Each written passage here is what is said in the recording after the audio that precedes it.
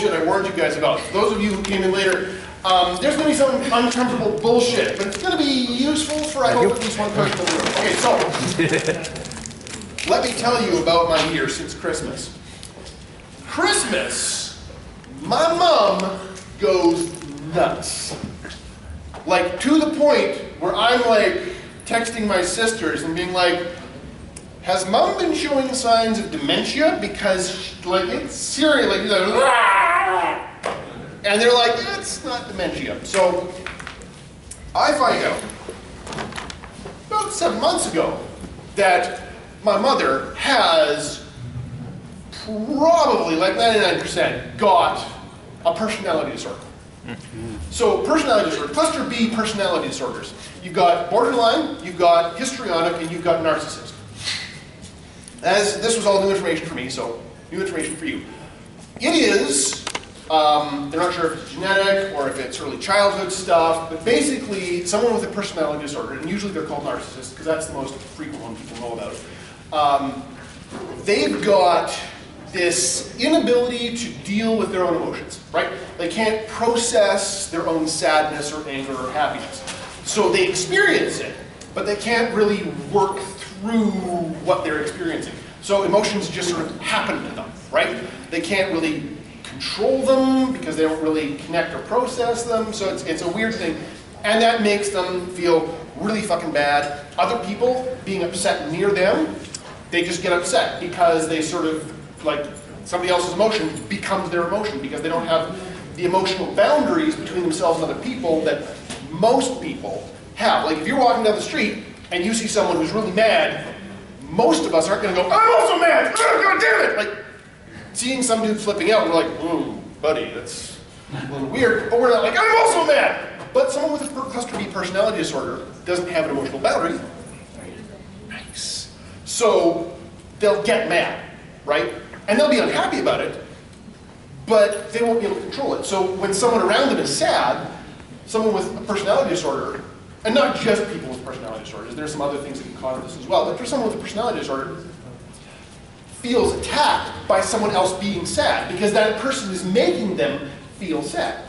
And when they feel sad, they think it's totally normal that everyone else should feel sad as well. They don't feel or understand the natural boundary between their own emotional states and other people's emotional states, which is tragic and terrible, and most people with personality disorders don't get help. And so they operate through life with this profound sense of emptiness and loss and loneliness because they can't connect to other people, because they don't recognize, if you don't have, like, it's like America not recognizing this existence of Canada. They can't establish international trade with Canada, right? Same basic thing with personality disorders, which is tragic and unfortunate. But it also means that people with personality disorders interact with other people in a very unhealthy way. So people with personality disorders, narcissists, will constantly be basically emotionally abusive to everyone around them. It's a behavioral thing. It can be controlled with fairly intensive psychotherapy. It can get better, but it's basically the condition results in behavior. And the behavior is the problem. The condition is terrible and sad. But the behavior is basically, they spend most of their lives pushing their emotions onto the people around them, like their family. So people who grow up in a narcissistic household, or a household with someone else who's got severe emotional issues, they get trained, or they spend years married to someone who keeps pushing shit on them, who makes all the problems in the relationship, the family, or their life someone else's fault. That's another big trend of personality disorders. Everything that happens to them is someone else's fault. And usually it's the person closest to them. And there's a bunch of other stuff. But so my mom has this, and I figured at 37, I was like, oh, that's what, like, I had no idea. Holy shit, that's terrible. So I found this out, and apparently, I was like, okay, so what do I do next? And apparently the thing is, you should probably see a therapist if someone close to you has a personality disorder, because there's some behaviors and they cause problems for other people. So I'm like, okay. So I go see the therapist. And here's where it's going to start getting a little uncomfortable. So you're talking to a therapist. Therapists are basically like, a lot of people talk shit about, yeah, psychos need to see therapists. I'm fine. Kind of. Therapists are basically car mechanics for human emotions. Like, it's not a really, like, 1,000-year-old science that we know everything about, but basically if you're driving along and your car starts rattling, you take it to see a mechanic, and the mechanic goes, probably got a loose rod, we'll just tighten that up, things are fine. You leave it and you run it for 2 years, the rattling turns into, you're on the Deerfoot one day and something shoots through your hood and your car lights on fire, right? You see the mechanic early on when you can, and it fixes the problem. And everybody with a car knows they go see the mechanic. Therapists are like car mechanics for human emotions. So if you've got an emotional problem, go see a fucking therapist. And it's fairly, like, maybe a little uncomfortable when you talk to a therapist, but they fix the problem, or they help you address the problem, and you can feel better. And yeah, it's not like, oh, I'll see a therapist, and I just spend 3 hours every week just crying my ass out in the office. That's not, no. Like you go every month or 2 months or however long, and they're like, okay, let's figure out this issue, change your behavior, change your thought patterns. We're done. The problem's fixed. Come back in 6 months for checkup. Everything's fine. So I go see the therapist. And the therapist is like, oh, so your mother's been personality disorder. I'm like, yep. For how long? Well, pretty much ever. Okay, so that's probably had an effect on you. I'm like, sure, I guess. Like what? And the therapist is like, well, narcissist. We'll say narcissist. Narcissist in this case means personality disorder, which includes histrionic and includes borderline. We're just going to say narcissist because that's, everybody knows about narcissists more than they know about the other stuff. She's like, well, narcissists generally, the way they operate causes a couple of common problems. So there's this, and there's this, and there's this. And I'm like, yeah, that happened in my childhood, but so here's the thing. A narcissist is abusive to adults, right? The narcissist goes, I feel bad, you should feel bad, why aren't you feeling bad? A normal person will go, fuck you, and walk off, right? An unhealthy person goes, oh, I'm sorry, can I make you feel better? A person in a close relationship with a narcissist will try to help them through things, maybe in a healthy way, maybe not, right? So there's that. A narcissist approaching a child, like a 6-year-old, I feel bad, you should feel bad too. 6-year-olds don't have emotional boundaries set up yet. They don't grasp what's going on, right? So that's called emotional abuse. I was like, oh, I thought that was normal. I thought everybody had that happen to them. I thought your parents screaming at you was like the thing. Yeah. So the other thing that narcissists and other people who abuse children or other people is secrecy is like the key to emotional or all the other types of abuse, right?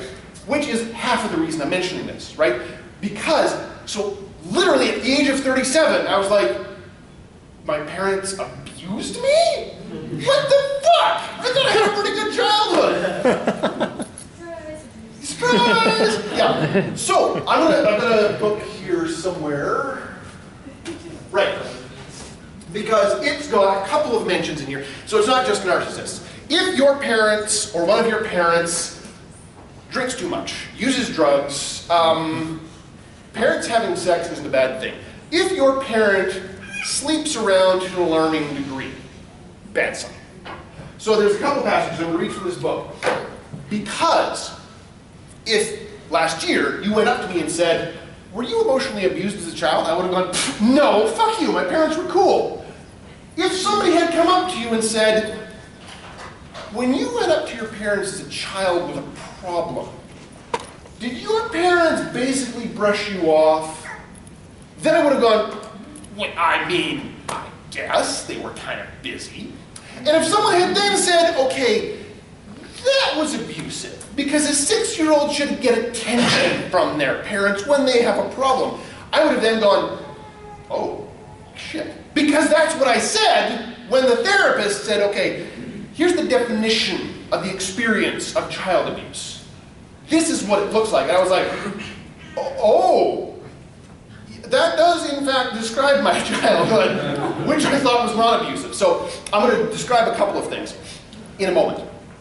But the other thing I want to mention is, so since like 8 years old, I have been like, not constantly, but there's this sense of, there's a great passage I'll read, but there's this sense of emotional loneliness is what they call it, or a hollowing echoing emptiness inside that nothing seems to fill, or a deep, dark depression, right? So everyone, like 1/4 of humanity basically has periods of depression. Severe loss, like your best friend dies when you're like 17 or something, yeah, you're gonna get depressed. Human reaction to loss and grief includes stuff like depression. That's not bad. But if basically through childhood you're like, you felt sad all the time as a child, not actually normal. Surprise! If you felt sad all the way through your teens, not actually normal. Surprise! So when I found all this shit out, I'm like, oh, I was depressed, not all the time, but fairly consistently. Through my childhood, through my teens, through big portions of my adulthood. I was 330 pounds because I ate emotionally. Like, that's not a surprise to anybody who's been to the previous options.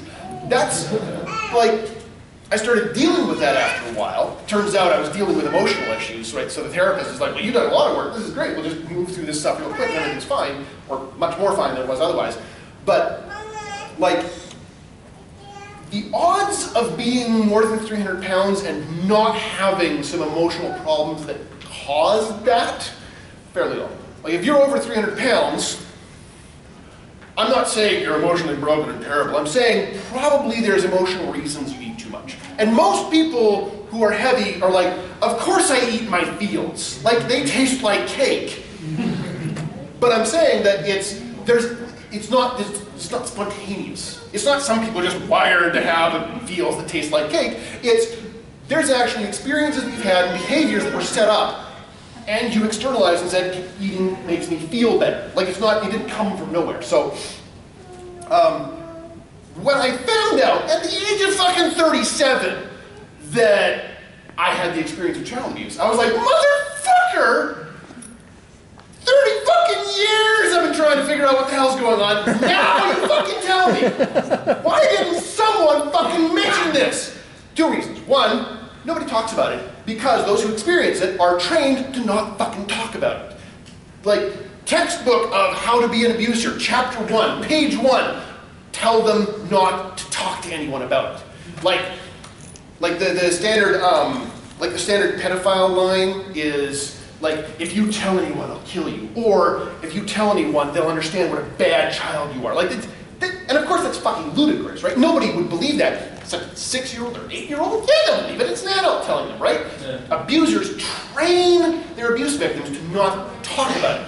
Which is why I'm telling you, partly for myself, to break the habit, partly because that trend means that abuse victims don't hear about other abuse victims saying, by the way, I had this experience, this is what it was like, this is not normal, this is bad, this was abusive.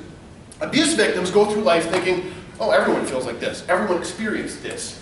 Like, not my experience, but in this book, there's a couple of stories about kids who are like, yeah, my parents would beat the shit out of me every night, and I just never told anyone, because I understood I wasn't supposed to tell anyone, so I assumed everyone else also got the shit beaten out of them every night and just didn't mention it. Like, they think, every abuse victim thinks that their experience is normal and deserved. They think it's deserved. It's fucking not, by the way. If you're 6 years old, you didn't do shit to deserve getting beat up, right? But abuse victims are trained to think they deserve it, are trained to not talk about it. Thus, so when I figured out all of this, flip switched, I mean, it took like 6 months. It was less of a flip, more of a gear, but once the therapist said, okay, here's how you learn how to process your emotions. Because kids, growing up, mommy, I feel sad. Mommy, the narcissist, goes, well, that makes me feel sad. Don't feel sad! If you ever heard blanket statement, if you ever heard as a child the phrase, I'll give you something to cry about, that was abuse! That was your parent threatening you or punishing you for feeling bad. It is okay and valid and correct to feel bad when bad stuff happens. Or when, like, at any point. Your emotions are emotions. You're not supposed to go, oh, I'm not allowed to feel bad. No, you're allowed to feel bad. You're allowed to express that. There's healthy and unhealthy ways to express it. But if your parents ever said, don't cry, you're not allowed to cry, that was low-key, hard to notice, emotional abuse. Like, I'm not saying, therefore, your parent, if you're like, oh shit, that's my experience, I'm not saying your parents were monsters. your parents may have been dealing with shit. That may have only happened once in a long childhood. Like, I'm not saying, therefore, you had a horrible childhood. I'm not saying that. I'm just saying, if you ever heard, I'll give you something to cry about, that was your parent teaching you not to process your emotions. And if you don't learn to process your emotions, that whole thing I told you about narcissists, they can't process their emotions, they don't see boundaries between themselves and other people, they keep catching emotions. It doesn't turn you into a narcissist, but it turns you into a perpetual abuse victim. You get trained into accepting other people's stories about how you deserve bad things happening. You need to give me $1,000. You need to drive me to Quebec. You need to do this stuff. And once you figure out, oh, no, I actually don't. And once you go, oh, I'm allowed to process this. I understand there's a boundary between, like, I can control my behavior and I can control my emotional state. I'm not responsible for other people's emotional state. If someone else is sad, I can't make them happy.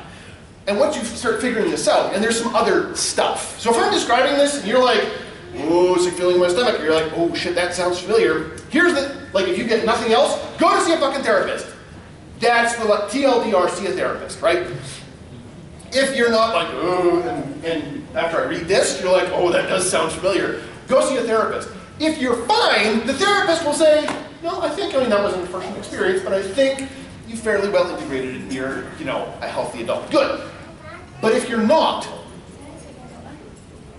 so in the last 6 months, I've gone from shit, I mean, I'm doing better in life and I'm professional, but occasionally I'm just like, oh my God, existential doom, I hate everything about my life, ah! And I look up, it's a sunshiny day, birds are tweeting, I'm making a ludicrous amount of money, I live in a condo 15-minute walk from downtown, I have, not to brag, but occasionally I have women throwing themselves at me.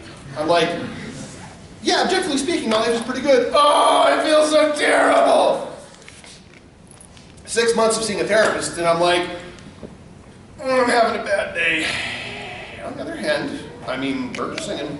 And so it's that feeling of echoing dark, black, bleak loneliness that I'm thinking some of you have experienced your whole fucking life. Yeah, went away in 6 months. Well, maybe 5 years of working on stuff with the weight loss and then 6 months with a therapist. But yeah, it goes the fuck away. It stops. Sometimes it comes back, not for long. So that's the other reason I'm telling you is because I'm like, I'm 37. I wish someone had really fucking mentioned this shit 10 years ago, or 20 years ago, or fucking 30 years ago, so I understood what the fuck was going on. Because that, I mean, I'm not saying that would have solved all my problems, but it would have solved some part of 30 years worth of fucking problems. So that's why I'm telling you. So, I'm gonna read a couple of things, and if this sounds really goddamn familiar, go see a therapist. Here's how to pick a therapist. If they've got their psychotherapy license and a PhD in psychology, and when you're sitting in the office, you find yourself able to talk with them. That's how you pick them. There's some that are like really, really good, and you get in the office and you're like, oh, it's really hard to let go and talk about it. I mean, it's going to be really hard to let go and talk about stuff, but you're like, I can't tell you. I don't feel like I can trust you. Then it's not a bad thing for you, it's not a bad thing for them, it just means you don't click. Go find another therapist. When you find someone who knows what they're doing and you can talk to, that's what you want. Like that's the metric of how to get a good therapist. Okay. So this book is called Adult Children of Emotionally Immature Parents. If you don't want to see a therapist, get this book instead. And if you get like 5 pages in, you're like, I gotta put this down. Go see a fucking therapist. But it's a really good book. Okay? So, because this is like, so my dad is an alcoholic. When I was like 10 or 12, he pulled his head out of his ass, actually dealt with his fucking problems. Like he stopped drinking when I was 2, and really should have had some drinks. And then at 10 or 12, he was like, okay, I got a problem, I gotta get this fixed. And he pulled his head out of his ass, right? So, really unfortunate childhood with him. He was not like a raging alcoholic, like beat me every night sort of bullshit. But he was an alcoholic, and you could tell. When I was 10 or 12, he pulled his head out of his ass, and like isn't a perfect human being, but way the fuck better than he was, and functioned in society. It's great. Mother, not so much. So emotionally immature parents are both narcissists and drug abusers, alcohol abusers, people who behave really unfortunately with sex you have questioned. The name of the book is Adult Children of Emotionally Immature Parents by Lindsay C. Gibson. Thank you. You had a question? It's important to note that when you read the book, don't talk to your parents. Oh, And God. in chapter 2, it tells you to don't talk to them about it. And I made the mistake of talking to my mom about it and feeling in the face. Yeah, so chapter 2 says, because the emotionally immature parent is not yet ready to deal with their shit, right? If someone walks up to them and says, I've noticed that you have this problem and I would like to help you, the emotionally immature parent, or you, is going to go, fuck you, you're saying I'm imperfect, and therefore if I'm imperfect, I'm evil and terribly wrong and broken and worthless, fuck you, fuck you.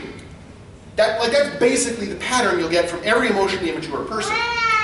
So if you're hearing me say, I hate you and you're broken and you're worthless, no. You are a good person. You are a worthwhile person, and the things you feel are valid and they're what you feel and it's okay. But you have a problem, and I would like you to consider that you can solve the fucking problem, okay? So, chapter 2 says, by the way, don't talk to your parent about this, at least not right away, because they're not ready to deal with this. You get through chapter 1, and you're like, the light turned on. I get it. Yeah, I get it. I have to tell mom or dad about this. Mom, I found out you're emotionally immature. Oh, yeah, I'm just going to put that down and come back in half an hour. Yeah. Again, their reaction is going to be, what the fuck do you mean? But the thing is, you tell them, you've said some stuff about your childhood, if they've ever mentioned it, that makes me think, maybe, you might have had an emotionally immature parent. Because I guarantee you, most people, if your parents are emotionally immature, odds are pretty good, like my psychotic mother, my personality disordered mother. Her mother, fucking piece of work. Like, you're like, go up one generation, oh yeah, that's where that came from. You go back one more generation, you're like, ooh, why wasn't that dude in prison? So there's patterns generationally. And that may be a way you can get them to finish the book, then talk to your therapist, then maybe talk to your parent. Okay? So, here's some descriptions about your childhood experience. I got to this page and I got about halfway through the list and I'm like, I'm gonna just sit on the porch for about half an hour and stare at the sunny sky. And then I came back and finished with, if this hits you where you live, see a therapist. In my childhood, I did not feel listened to. I rarely received my parents' full attention. My parents' moods affected the whole household. Mom was mad, everybody else was having a bad day. My parent wasn't sensitive to my feelings. I was sad, Dad didn't care, right? I felt like I should have known what my parents wanted without being told. That shows up. I felt like I could never do enough to make my parent happy. I was trying harder to understand my parent than my parent was trying to understand me. Open, honest communication with my parent was difficult or impossible. My parent thought people should play their roles and not deviate from them. My parent was often intrusive or disrespectful of my privacy. Couldn't get a lock on the door? Couldn't get a door on your room? Bad son. I always felt that my parent thought I was too sensitive and emotional. My parent played favorites in terms of who got the most attention. Narcissist parent has multiple kids. There's going to be the scapegoat and the golden child. Guaranteed. And the golden child has a better life, but it's still kind of fucked up. Scapegoat, blamed for everything. If you notice that your one sibling kept getting shit and you never did, you might have been the golden child. It sucks to be the golden child, by the way. It doesn't mean you get abused less, just abused different. My parent stopped listening when he or she didn't like what was being said. Remember in chapter 2, don't tell your parents, hey mom, I found this great idea, I think you might be, They don't like it, they stop listening, bad sign. I often felt guilty, stupid, bad, or ashamed around my parent. The parent's job when you're a kid is to not make you feel bad. Like to help you grow as a person, become more functional, but discipline. So Discipline does not mean beating the shit out of you until you do the right thing. Discipline means equipping you with the tools to act correctly, not raging at you for, I can't believe you gotta be! What the fuck is wrong with you? Like that's not discipline, that's abuse. Discipline is, okay, you got a B. Would you like an A? We can study math together. Like, that's discipline. That is instilling in the self the ability to handle things without the parent. Okay. My parent rarely apologized or tried to improve the situation when there was a problem between us. And I often felt pent-up anger toward my parent that I couldn't express. Those are all pretty bad signs.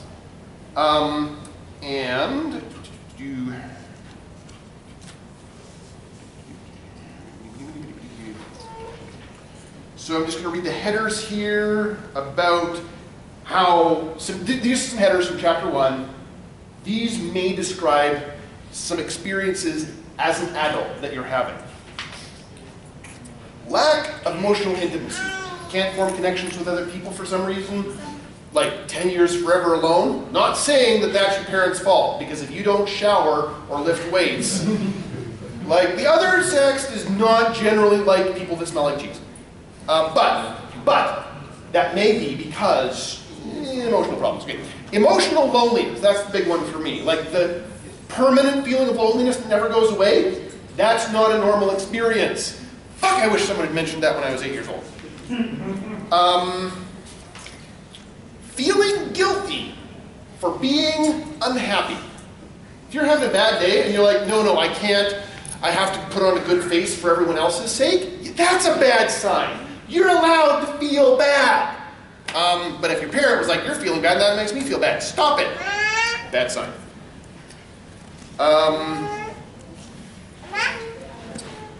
You feel trapped in taking care of your parents. You never trust your instincts. Okay, especially when it comes to like the opposite sex. There's that trope about like, the guy's like, well, maybe she's into me, but I don't know, because, yeah, maybe. And the joke ends with, after the date, she's giving him a blowjob, and he's like, well, maybe she's just friendly, right? If you cannot figure out, like if you're like, well, it feels like, but maybe not, that's, I mean, okay, a lot of us, okay, so a lot of dudes have the problem where, no, I don't ask girls out. Why not? Well, because I think they're into me, and I go up and I say, hey, do you want to go out? And they're like, no, fuck you. And after a couple times, you're like, well, I just won't bother. Okay, yeah. But there's other times, like, if that was 5 years ago, like, it's been 5 years, try again, right? But if you're like, I can't tell if she's into me or not, so I won't, that guarantees you don't get dates. And that's a bit we're going to talk about at 4:30.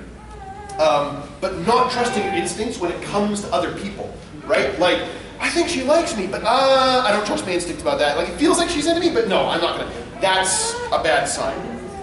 Lacking self-confidence. Anyone in here have self-esteem issues? Here weeds, of course you do. Okay, but seriously, that can be the result of parents fucking up your life. I think that is that. And last bit.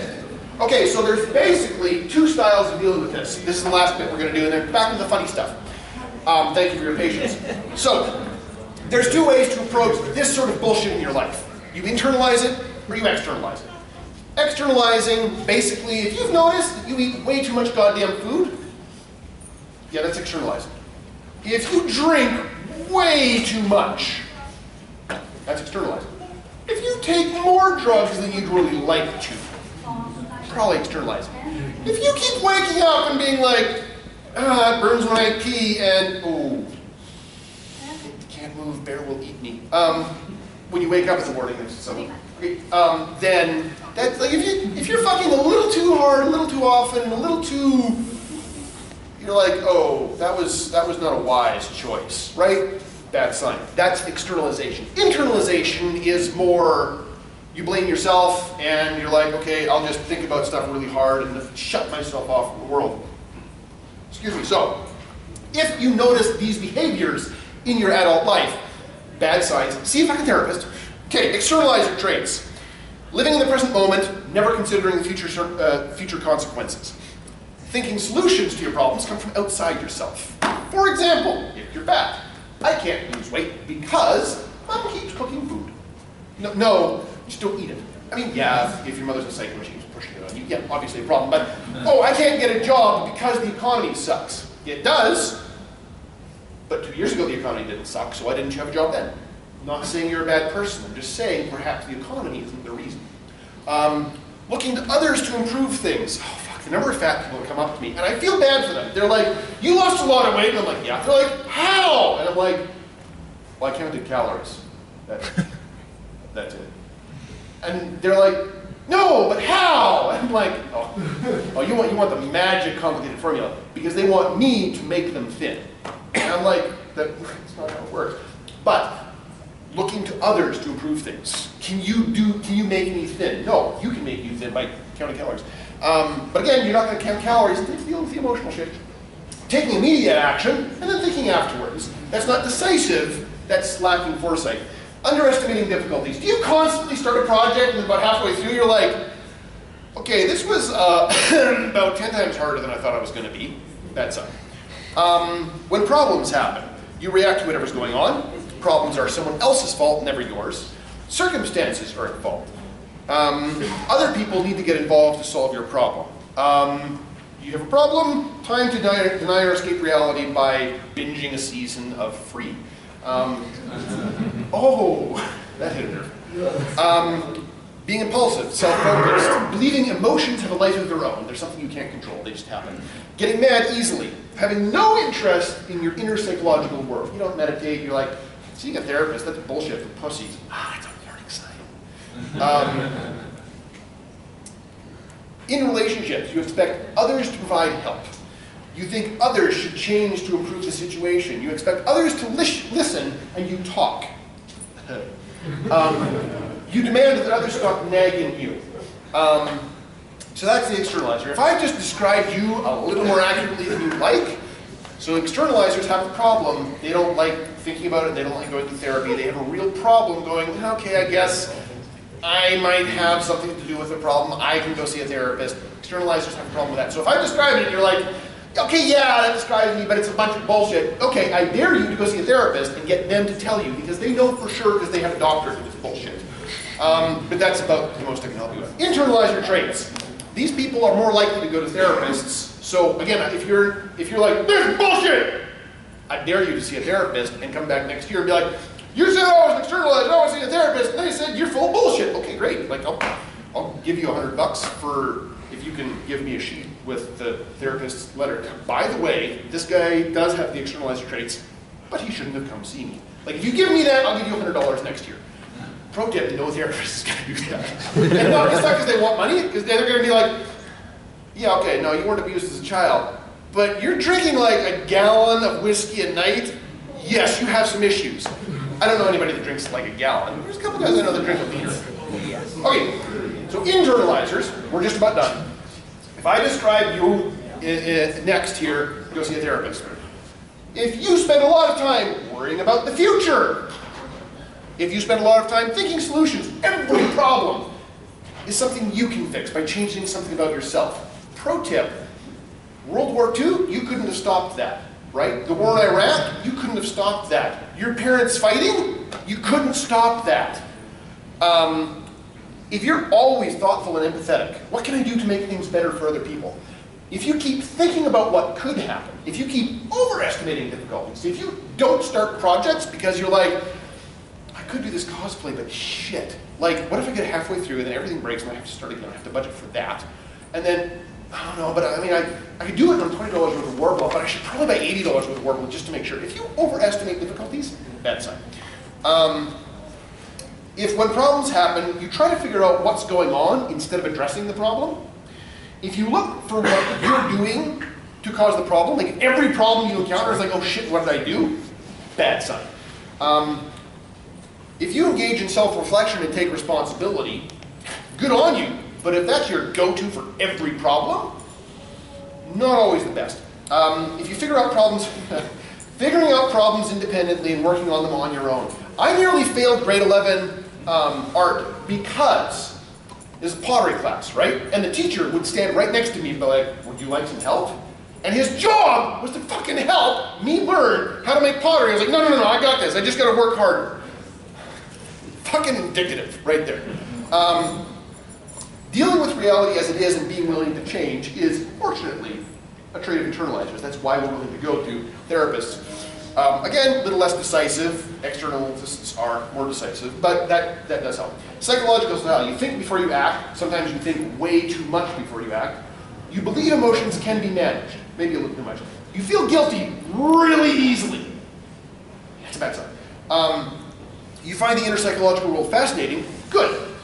Look outside once in a while. Relationship style. In relationships, you're always thinking about what the other person needs, and you never address your own problems. Bad fucking behavior. You're always making other people happy in relationships and not saying, hey, could you help me do the dishes? Ever. That's a bad sign. If you consider changing yourself to improve the situation in the relationship, that's a really bad sign. The person isn't in the relationship to change you. They're in the relationship because they like you. Don't change. If you constantly request dialogue about problems, not a bad thing, but if you overdo it, it's bad. Wanting to help others understand why there's a problem. Victims of abuse do this thing called JADE. Justify, argue, defend, explain. I've just done a bunch of explanation because I want you to understand fully what's going on. But if you're talking to somebody and they don't agree with you, and you're like, okay, no wait, clearly I just need to explain more. That's a bad sign. It's a really bad sign, and that's what every fucking abuse victim does because they want to make sure other people understand them because they never feel like anybody's listening to them. So there's the end of the story. Have I sufficiently communicated that the solution is go see a therapist? Yes. Okay, are you ready to talk about bloody anything else? Please stop making me feel bad. Fuck yes. All right.